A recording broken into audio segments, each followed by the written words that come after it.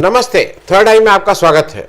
आज जरा मोदी जी पे बात कर लें। मोदी जी जो गेम चेंजर हुआ करते थे, अब लोग उनको नेम चेंजर के रूप में ज़्यादा जान रहे हैं। मोदी जी की इस यात्रा को इसलिए आज सिंहावलोकन करना आवश्यक है कि पिछले 9.5 या 10 वर्षों में मोदी जी ने क्या क्या अचीव किया, क्या क्या वो पाया, और उसके कुछ मुख्य बिंदुओं पे बात करेंगे। और पिछले 30 दिन में मोदी जी कहाँ खड़े हैं और मोदी जी को आज जिससे सबसे ज़्यादा नफरत हो रही है वो विपक्ष का गठबंधन इंडिया कहाँ खड़ा है।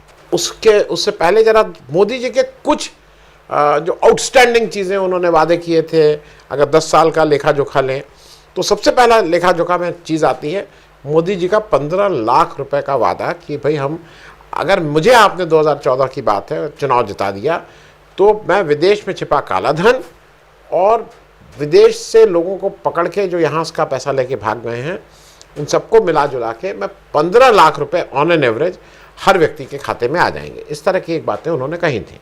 उन्होंने स्पेसिफिकली ये भी कहा था कि जो टैक्स पेयर हैं और ख़ास करके उन्होंने सैलरीड लोगों के लिए कहा था कि आपके खाते में तो हम अलग से प्रोविज़न करेंगे कि हर के खाते में कुछ कुछ पैसा जो विदेश से आएगा उसका एक हिस्सा अलग से जाएगा। मैं वो वीडियोस पुराने नहीं लगा रहा हूँ क्योंकि ये सारी चीज़ें आपने कई बार देख चुके होंगे।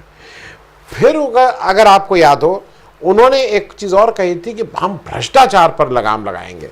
ये उनका 2014 का सबसे बड़ा नारा ये था कि हम भ्रष्टाचार पर कितने लगाम लगाएंगे। पिछले 9.5 वर्षों में और ख़ास करके 2019 के बाद तो बाढ़ आ गई है। ED, CBI, income tax, income की रेड तो खूब हुई, लेकिन क्या कहीं कोई हिसाब किताब है कि कितने लोग कन्विक्ट हुए, कितने लोगों को सज़ा मिली, कितने लोगों पे मुकदमा चला? क्योंकि ऐसा लग रहा है कि ये जो मामला है ये केवल विपक्ष के नेताओं को या विपक्षी पार्टियों को तोड़ने के लिए, सरकार गिराने के लिए, सरकार बनाने के लिए इसका इस्तेमाल किया जा रहा है, इससे ज़्यादा कुछ नहीं। क्योंकि ऐसे तमाम नेता, वो चाहे हिमंता विश्व शर्मा हो, चाहे वो कोई नेता हो, जब अजीत पवार हो या लेटेस्ट उसमें अजीत पवार जुड़ गए हैं, जब वो विपक्ष में रहते हैं तो सबसे भ्रष्टाचारी और जब आपके यहाँ जाते हैं तो सबसे सदाचारी। वो एक जो जिसको लोग कह रहे हैं वो वॉशिंग मशीन आपने इस तरह की एक लगा दी। एक और इम्पॉर्टेंट चीज़ ये थी कि आपके शासनकाल में एक और चीज़ हुई, देश का पैसा लेके कितने लोग भागे, और वो भी लोग जो भाग रहे हैं वो एक स्टेट विशेष में उसका ज़्यादा दबदबा है। एक स्टेट विशेष के लोग बैंक का पैसा लेके और इंस्टीट्यूशंस का पैसा लेके 9-2-11 हो गए और उनका आज तक ये था ना कि हम उनको वापस ले आएंगे, ये करेंगे, आज तक कुछ नहीं हुआ। वो अब चैन से वहाँ घूम रहे हैं। कल एक फ़ोटो भी आई जिसमें ललित मोदी जी उसमें अपना वो क्या चीयर्स कर रहे हैं शराब लेके, और किसके साथ कर रहे हैं? हरीश साल्वे साहब के साथ कर रहे हैं, जो अब हमारे बहुत ही इम्पॉर्टेंट एक सदस्य हो गए हैं वन नेशन वन इलेक्शन वाले। तो मतलब सब लोग वहाँ आपस में घूम फिर रहे हैं, मस्ती कर रहे हैं, मौज मस्ती हो रही है, लेकिन देश से वो भग गए हैं, और वो भी एक जगह विशेष के। फिर एक बात और थी, जो आपने 10 लाख से ऊपर करोड़ों का मतलब 11.5-12 लाख रुपए का जो कर्जा माफ़ी किया आपने, और नाम भी नहीं बताया। मानी हुई बात है कि वो उन लोगों का कर्जा माफ़ी हुआ जिनका रसूख है, जो इस तरह का दबदबा रखते हैं कि वो अपना नाम भी बाहर नहीं आने देंगे। उनका इस देश के लोगों का पैसा लेके कर्जा माफ़ी करके वो कुछ नहीं हुआ। एक और बात आपने कही थी, आपने कहा था किसानों की इनकम डबल होगी। अब आप उन सब बातों से मुकर जाते हैं, अब आप उन बातों को याद ही नहीं रखते हैं। और मेरे हिसाब से आपका जो सबसे बड़ा अचीवमेंट रहा वो अचीवमेंट ये था कि अडानी जी आपके सरकार में आने के बाद दुनिया के 2 नंबर या 3 नंबर के सबसे अमीर आदमी कुछ समय के लिए ज़रूर बन गए थे। तो वो एक बड़ा आप अपने को अचीवमेंट कह सकते हैं। अब मैं थोड़ी बात ये कर रहा हूँ कि पिछले 30 दिनों में आपके जो इम्पोर्टेंट 5 जिसको आप मानते हैं कि आपने बहुत बड़े काम किए वो, और 5 इंडिया जो विपक्षी गठबंधन है उसने क्या काम किए। तो मेरे हिसाब से आपने सबसे बड़ा जो आप अभी निर्णय लेना शुरू कर दिए बिना सिर पैर के, मतलब पिछले 30 दिनों में आपने बहुत से ऐसे निर्णय लिए जिसका ना सिर है ना पैर है, कोई मतलब ही नहीं समझ में आ रहा है। 18 से 22 को आपने एक स्पेशल सेशन बुलाया है पार्लियामेंट का, क्यों बुलाया है वो अभी तक किसी को नहीं पता है। फिर आपने वन इंडिया वन नेशन का एक शगुफा छोड़ा और एक कमेटी बना दी, जिस कमेटी में पूर्व राष्ट्रपति उसके अध्यक्ष हैं, अनप्रेसिडेंट टाइप चीज़ें, और उसमें जो कुल लोग हैं उनको चुनावी अनुभव उसमें से 2-3 लोगों को है, वो भी कोई राष्ट्रपति जी 2 विधानसभा चुनाव हारे हुए हैं, 2 राज्यसभा से नॉमिनेटेड हैं, तो चुनाव का एक्सपीरियंस नहीं है। उसमें अमित शाह साहब को चुनावी एक्सपीरियंस है और एक आदमी और गुलाम नबी आज़ाद साहब को है, बाकी किसी को चुनाव से कोई लेना देना नहीं है। लेकिन वो इस देश का चुनाव से क्या होता है वो उसको तय करेंगे। और इंडिया वर्सेस भारत का तो एक आपने नया जो शगुफा छोड़ा है, जिसका सिर न पैर, फिर से नहीं समझ में आता है कि उससे आपको मिलेगा क्या, कि अगर आप इंडिया दैट इज़ भारत को अगर आप हटा के भारत दैट वाज इंडिया कर देंगे तो उससे आपको नेट रिजल्ट क्या होगा।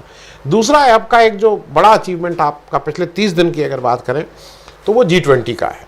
G20 अब आपके हिसाब से सफलतापूर्वक कर रहे हैं, लेकिन वो कितना सफलतापूर्वक है ये आप खुद ही बताइए। चीन पार्टिसिपेट नहीं कर रहा है, रशिया पार्टिसिपेट नहीं कर रहा है, मतलब जो उसके सबसे 3 इम्पॉर्टेंट जो वो हैं अमेरिका, रशिया और चीन, उसमें से 2 पार्टिसिपेट नहीं कर रहे हैं।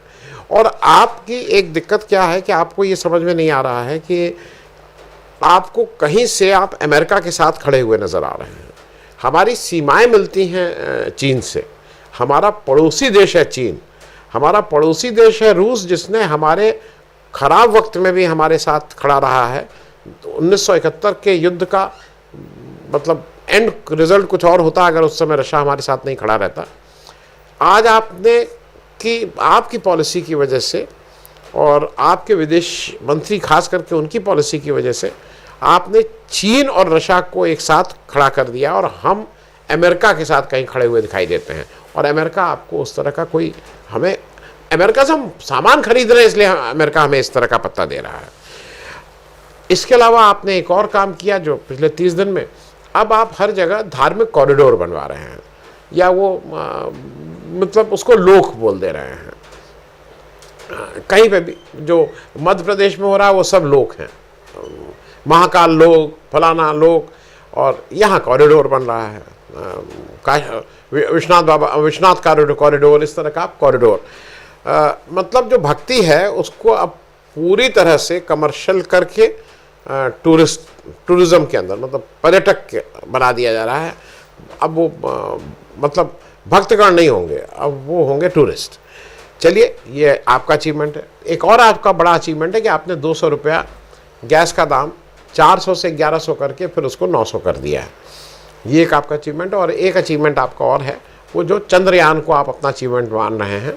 हालांकि पिछले करीब 60 साल का सफ़र है ये, 60 साल की मेहनत है वैज्ञानिकों की, 60 साल की मेहनत है इस देश के तमाम अनगिनत वैज्ञानिकों की, जिन्होंने चंद्रयान को चंद्रमा पे पहुंचाया है। लेकिन आपके अनुसार ये केवल आपके और के ही मतलब एफर्ट से ये हुआ है, तो ठीक है, ये तो चंद्रयान ही। ये तो 5 ये बातें जो हैं ये आपके हिस्से में आती हैं जो पिछले 30 दिनों में आपने की। अब 5 बातें मैं बता दूं जो मुझे लगता है विपक्षी गठबंधन जो इंडिया, उसके हिस्से में क्या आती है, पिछले 30 दिनों में उसने क्या क्या किया। सबसे इंपॉर्टेंट विपक्षी गठबंधन के लिए मुंबई मीटिंग थी। मुंबई मीटिंग बहुत सफलतापूर्वक हुई। मुंबई मीटिंग में बार बार कोशिश करने के बाद भी कहीं से भी कोई एक स्वर ऐसा नहीं निकला जिसमें ये लगे कि नहीं आपस में टूट होने वाली। कोशिश बहुत की गई कि आपका कन्वेनर कौन होगा, सीटों पे कब बात होगी, झंडा क्या है, लोगो क्या है।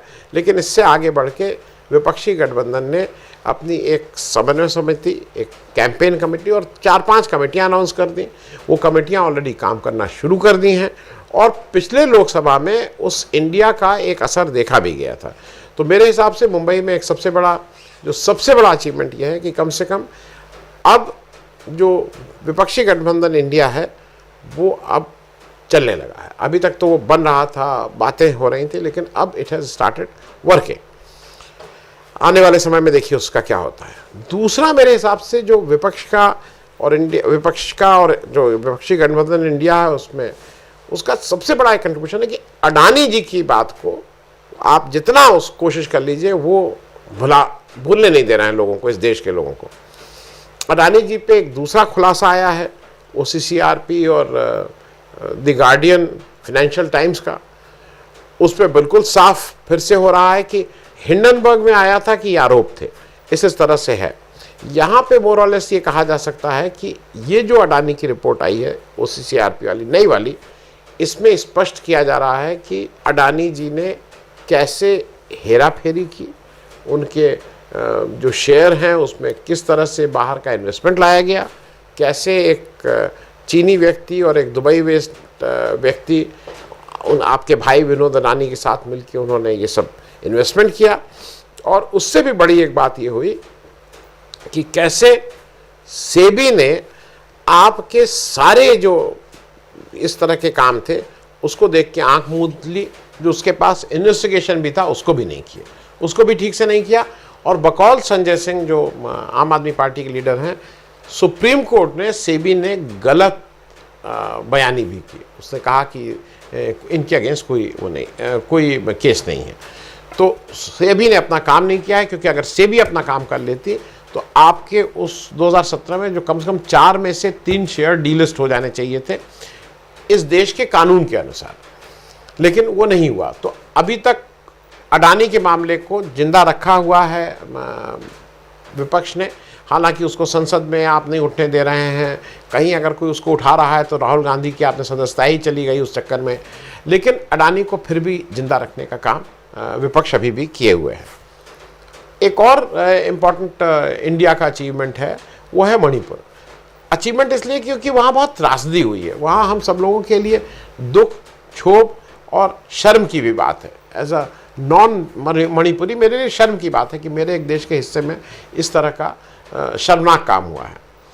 लेकिन मणिपुर की घटना को आपने जितना दबाने, छुपाने करने की कोशिश की, उसको भी विपक्ष ने ख़त्म नहीं होने दिया। उसने मजबूर किया कि आपको पार्लियामेंट में आप बोलना नहीं चाह रहे थे, आप मणिपुर पे 33 सेकंड या 36 सेकंड से ज़्यादा बोलना नहीं चाह रहे थे, लेकिन आपको मजबूर किया इस विपक्षी गठबंधन इंडिया ने कि आप पार्लियामेंट में आएँ और बोलें।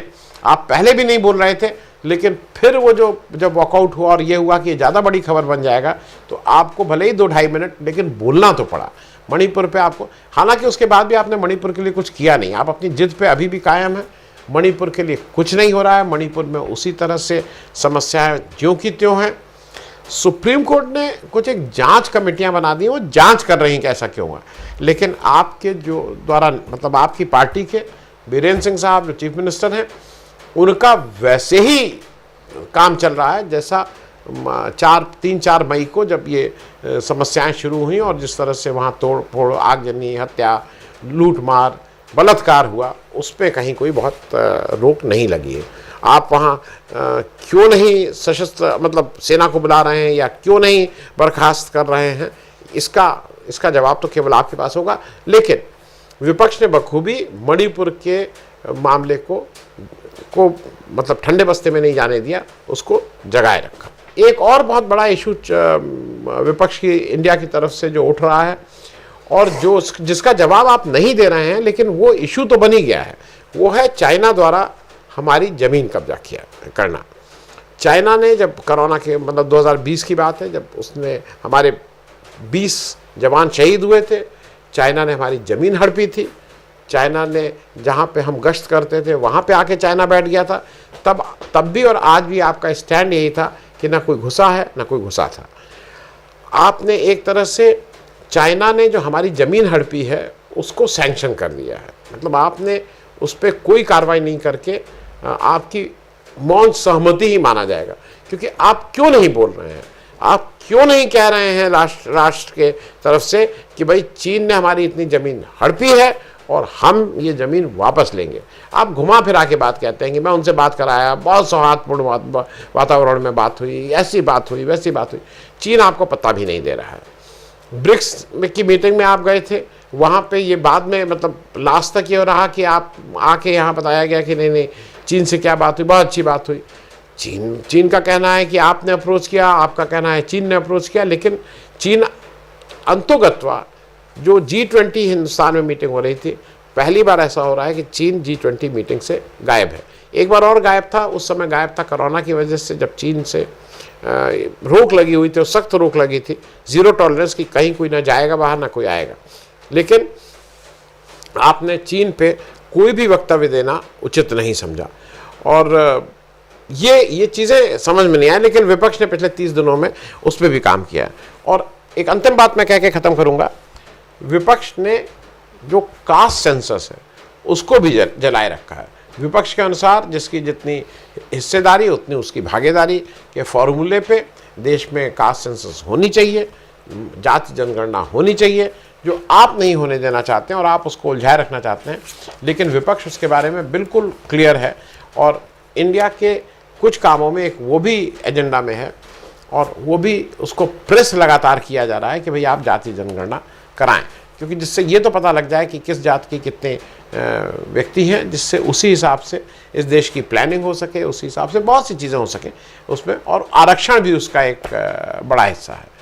तो खैर मोदी जी को अभी अब आप क्या क्या नाम और चेंज कर देंगे, क्योंकि आप कॉन्स्टिट्यूशन अब आप सारा चेंज करने में लग गए हैं, आप कॉन्स्टिट्यूशन बदलने में लग गए हैं, आप नेम चेंज करने में लग गए हैं, और इन सब चीज़ों को जब आप कर रहे हैं तो उसमें एक जो दुख की बात होती है उसमें एक नफ़रत का पुट आप ले आते हैं। आप इंडिया को इंडिया मुजाहिदीन से जब जोड़ने लगते हैं तो उसमें एलिमेंट ऑफ नफ़रत लाते हैं, जो मुझे लगता है कि इस देश के लिए ये ना राजनीति के लिए, ना देश के लिए, ना संविधान के लिए, ना लोकतंत्र के लिए, ना मानवता के लिए इस तरह के नफ़रत वाला जो काम है वो ठीक है।